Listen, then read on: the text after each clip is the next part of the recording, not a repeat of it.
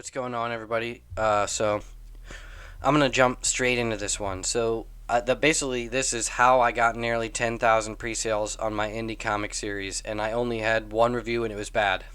And I don't have that much of a social media following, and I had even less at the time that I was doing the pre-orders. So I'm gonna go over what I did. It's 8 steps, and at the end I'm gonna go over basically what was the secret sauce. Like, what do I think really mattered out of all these 8 steps by order of importance. All right, so if that sounds interesting, let's jump in. For those who don't know, I'm Lord Max. I'm a comic writer, creator. I also produce movies and stuff like that. I make videos about the business side and the behind the scenes of indie comics, indie films, and really anything else in the creative space, specifically writers, because that's what I do, so that's kind of what piques my interest the most. So, the first thing I did is I partnered with a top tier publisher. That publisher was Whatnot Publishing, which has since rebranded to Massive Publishing. This publisher found me, I didn't submit to them. The executive team was already aware of my project, and they already made arrangements to work with me before their publishing company was even formed. So whenever I went live and released, I was a part of the first wave of their titles. I'll go in a different video to explain how I got partnered with this company, but I'm not going to jump into that now. But I believe that this was probably the number one thing that was associated with those pre-orders, was being associated with a novel, new publisher that already had hype behind it. It had hype because Whatnot Incorporated is a huge multi-billion-dollar company, and their publishing arm, whenever it was announced, it was this new novel thing. It'd be like having Amazon whenever they announced Amazon Prime.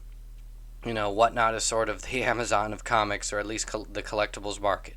So it was interesting. It garnered a lot of eyeballs. In addition to that, the first wave of titles that were associated with Whatnot at the time had huge names behind it. Wesley Snipes' The Exiled was one of them. The IP Alpha Betas, Ninja Funk, which was created by musicians who are also influencers in the collectibles market. It had a lot of creators and titles alone that were part of that first hype along with me. So I just rode that wave. In addition to that, my series was announced live on the Whatnot stage at New York Comic Con in 2022. Hundreds of people were in the crowd, so to speak, or at least around the stage at that time. And then in addition to that, hundreds were watching live on the Whatnot app. Whatnot is like its own channel that people watch the events that are going on. So there's people watching it on that. There are people watching in the crowd. They saw my series announced. That in addition to just watching, being a part of it, the way Whatnot works is they sort of offer things for sale, and they had collectibles associated with a new series being launched with a new publisher. So it was a sort of a new promotional thing, plus at the event where there's literally hundreds of thousands of people at New York Comic Con. Whatnot Publishing was giving away promotional materials, postcards, ashcan, things like that, which draw exposure. It drew exposure to themselves and my series along with it, because I was a part of that first wave. I also partnered with a top-tier interior artist and a top-tier series of variant cover artists. They collectively gave me, over a dozen variant covers, and some of these covers were done by legendary artists. Kim Jung-ji was one of them. Legendary Shintari Kago. I had a Ghost in the Shell variant cover. I had covers by David Mack. I had covers by Brow. I had covers by celebrities in the space, both in America, Japan, France, virtually anywhere where comics are a popular medium. I had an artist to go along with my genre, which was sort of a Eastern influence style cyberpunk horror. Okay, those celebrities essentially were a huge deal in getting sales, and I'll go into why a bit later, even though it should be obvious. I also partnered with the same interior artist, Gabriel Umazark, as I did for my previous series, which was an indie hit. It was called It Eats What Feeds It.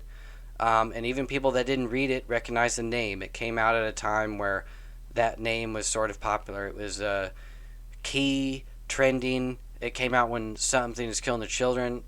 Titles with long titles were getting recognition at that time, just because it was like, oh, another long name title in the horror genre. What's up with this? What's up with this? It Eats What Feeds It book, and along with Something That's Killing the Children, and the all kinds of books were coming out with long titles, and mine was associated with that. And so people who recognized that name and then saw that it was the same creative team from that, even if they didn't know me or the series, it was like I was associated with credibility by that alone. So using the same creative team helped, I believe, just build momentum at the beginning. The other thing that we did is myself and Crow, we personally emailed or called over 100 comic shops. And then in addition to that, our publisher also reached out to probably every comic shop in North America. Okay. So somebody, either myself or our publisher, reached out to everybody that sells comics to try to get them to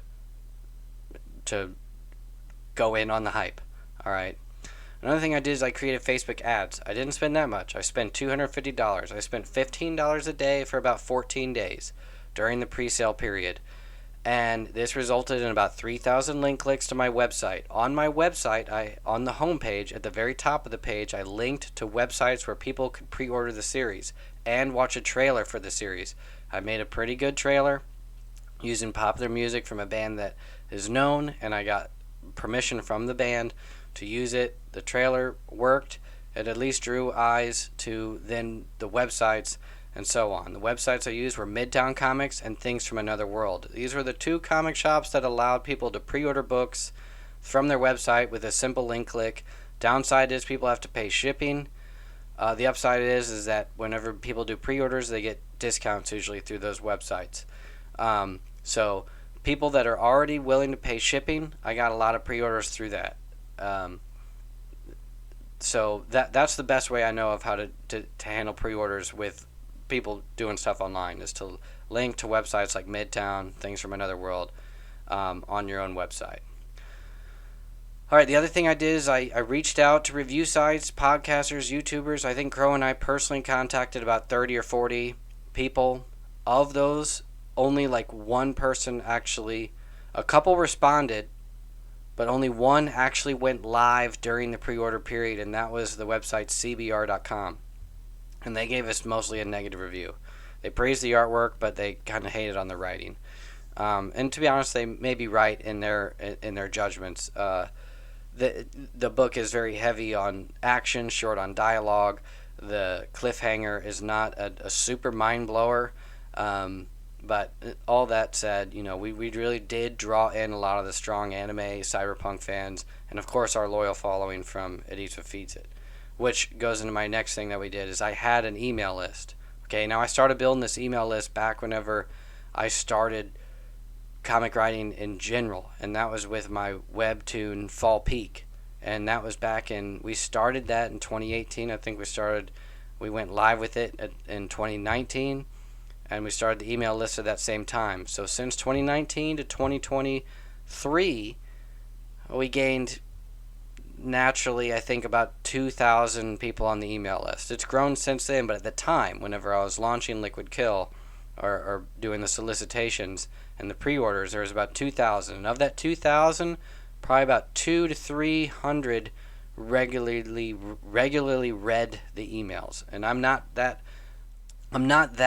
on top of it when it comes to the email. So it's not like people. It's basically just a new update every month or two, sometimes every couple of months. So it's not like a weekly thing where people get really into it and I give my opinions or anything like that. It was really just like anybody that followed It Eats What Feeds It or Fall Peak, it was like, here's the updates on our new series that are coming out. But it did have, that is where our loyal followers go. And I did gain about 2,000, and of that 2,000, probably 200 read it, and of that 200, probably 20 actually attempted to pre-order it, and of that 20, probably 10 actually made it, So here's my conclusion. There's basically 4 things that matter. The first one is having a popular or novel publisher. Okay, being a part of a publisher that was not only new but also immediately big.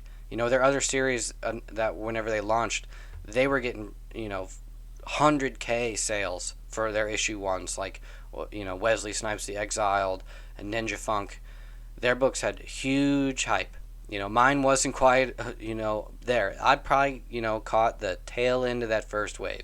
I got just a little sliver of what the real, the blunt of the wave. The people got smashed, But point being is that probably accounted for 70% of our pre-orders and sales. Okay, was just being a part of the massive Whatnot team. All right. And like I said, how I was a part of that, I'll do another video. But the other thing I did that accounted for probably 20% of our sales was being associated with these celebrities. And I kind of lump in the secret sauce to the celebrities is money. These artists, although they have to agree and enjoy your work and respect you as a writer to work with you, they expect to be paid, and they aren't cheap. To give you guys numbers, I probably averaged about $500 to $800 per variant cover, and some of those were well over $1,000, and some of those were, people being nice because we've worked with them in the past, and things like that. I'm not going to say who or what, but like on average, I think between myself, our publisher, Crow, we probably spent over $8,000 just on variant covers alone for that first volume, and probably close to $5,000 for the first issue alone. I also spent money on ads. Like I said, it was about $250. I also spent another $250 on the week that the book launched. So that was like $500 on ads. Close to $10,000 on variant covers. That adds up. Sometimes you're paying for sales, and that doesn't necessarily work all the time. Like I said, if I wasn't a part of the massive Whatnot team, that money probably would have been totally wasted. Because like I said, that probably only accounted for 20% of my pre-orders. Massive Whatnot accounted for probably 70. All right, if I wasn't a part of that team, I probably wouldn't. The Whatnot was a part of some of those cover artists anyway. But just point being is, do not mimic that. Okay, it would not result. It resulted more sales, but you're spending money to get that sale. Spending hundreds to get a few dollars per comic book is just counterproductive.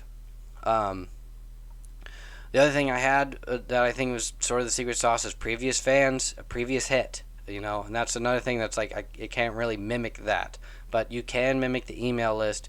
And I will tell you, like, the numbers weren't that crazy. My first published series, It Eats What Feeds It, aside from Fall Peak, Fall Peak didn't have that many people that built in loyal fans. I think 1,000 subscribers on Webtoon or something like that, 100,000 reads. That led to maybe 20 people that actually cared and joined the email list because of it. It Eats What Feeds It led to probably about the rest up to like that 2,000. But at that time, when it comes to social media and things like that, and myself, Gabriel, Crow, our email or our social media following is low. I wasn't even really doing YouTube at the time, so I had less than 100 subscribers there. I had like maybe 200 on Instagram. Facebook, I think I had a decent amount, probably about 1,000, 2,000. Twitter, Crow, similar. He had a decent social media following there.